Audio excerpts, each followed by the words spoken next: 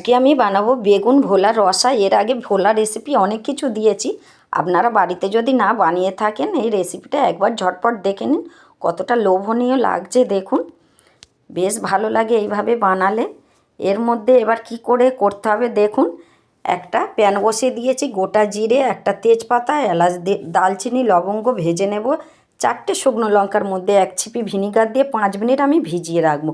প্যানের মধ্যে দেব সরিষার তেল, একটা কেটে রাখা পেঁয়াজ, আদা আর 10 কোয়া রসুন দিয়ে, আর এর মধ্যে আরেকটা কেটে রাখা টমেটো দিয়ে হালকা করে ভেজে নেব। মাছটাকে আমি ধুয়ে নিয়েছি, ভোলা মাছ। দেব নুন, লেবু রস, হলুদ গুঁড়ো, থেতো করা আর গোলমরিচ দিয়ে ভালো করে আমি মেখে নেব। মেখে 10 মিনিট রেখে দেব। একটা মোটা মোটা করে বেগুন কেটে রেখেছি। এবার ভাজা মশলার মধ্যে শুকনো লঙ্কাটা তুলে বেটে নেব। প্যানের মধ্যে তেল দিয়ে লবণ আর হলুদ দিয়ে বেগুনটা দিয়ে ভালো করে ওলট পালট করে ভেজে নেব। আর একটু তেল দেব, দিয়ে মাছটাকে ছেড়ে দিলাম, দিয়ে ভালো করে ওলট পালট করে ভেজে নেব। কতটা সুন্দর দেখুন মাছটা। এবার হয়ে গেছে, তুলে নেব। কালো জিরে, তেজপাতা আর একটা কাঁচা লঙ্কা, লঙ্কা গুঁড়ো, হলুদ গুঁড়ো আর বেটে রাখা মশলাটা দিয়ে ভালো করে কষাবো।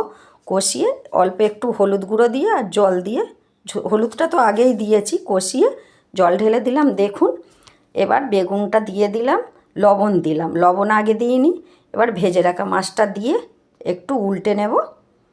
এই উল্টে দিলাম, হয়ে এসছে দেখুন কতটা সুন্দর লাগছে। এবার গুঁড়ো করা আগে যে মশলাটা ভেজে রেখেছিলাম দিয়ে দিলাম, আর দিয়ে দিলাম ধনেপাতা কুচি। কতটা সুন্দর লাগছে দেখুন। আপনারা এইভাবে বানাবেন, আর কেমন হয়েছে কমেন্টে কিন্তু জানাতে একদম ভুলবেন না। আর ভালো লাগলে লাইক, কমেন্ট, শেয়ার করবেন। রাখলাম, আবার দেখা হচ্ছে।